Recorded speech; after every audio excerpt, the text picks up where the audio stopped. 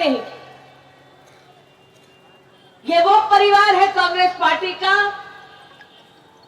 जिसने वर्षों वर्ष पूरे देश पर राज किया।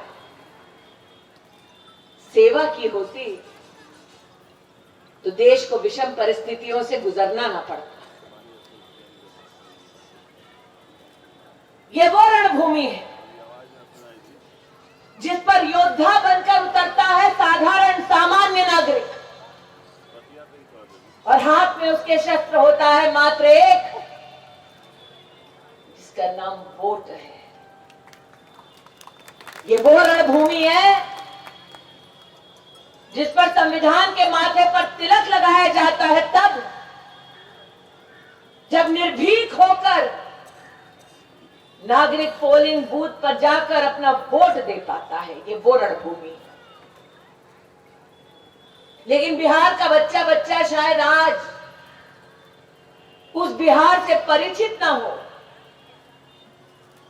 जिस बिहार में लालटेन और कांग्रेस का राज था। लालटेन और कांग्रेस के राज में चुनाव में बूथ लूटा जाता था, धमकाया जाता था गरीब को कि जहां कहते हैं वही वोट दो, वरना बाद में देख लिया जाएगा। और गरीब भी इस डर के मारे कि परिवार के ऊपर कोई कष्ट ना आए,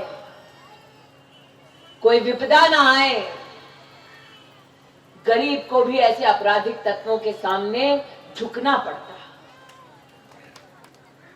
बिहार ने वो वक्त देखा है जब घर परिवार में बेटे या बेटी की अच्छी नौकरी लगती तो मां डर के मारे पड़ोसी के यहां मिठाई तक ना भेजती, क्योंकि अगर गुंडों को पता चल जाए कि बेटे की अच्छी नौकरी लगी है तो कहीं बेटे को अगवा ना कर जाए। से गिनते हैं 40 करोड़ लोगों को हिंदुस्तान में 70 साल की आजादी के बाद पहली बार शौचालय दिया तो मोदी ने दिया, ना हाथ में दिया ना लालटेन में दिया। और इसलिए आज जनता जनार्दन से कहने आई हूं, अरे जो लालटेन शौचालय ना बना पाई वो किस्मत क्या आपकी खाक बना पाएगी।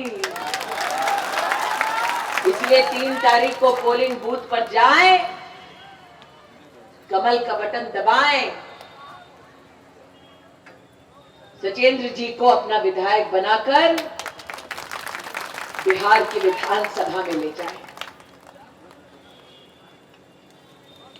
किस्मत की बात है कि साल 2013 में जब भारतीय जनता पार्टी ने नरेंद्र मोदी को प्रधानमंत्री का उम्मीदवार बनाकर देश के सामने प्रस्तुत किया, तब देश के गरीब ने बड़े गर्व से कहा, देखो हमारे संविधान की ताकत देखो, लोकतंत्र की ताकत देखो कि अब हम वोट देंगे तो एक चाय वाले को देंगे। कांग्रेस ने उपहास सुनाया और कहा चाय वाला कभी प्रधानमंत्री नहीं बन सकता है। ये तो भला हो जनता का कि कांग्रेस के घमंड को चकनाचूर किया और आप सबने मोदी को प्रधानमंत्री बनाया, प्रधान सेवक बनाया।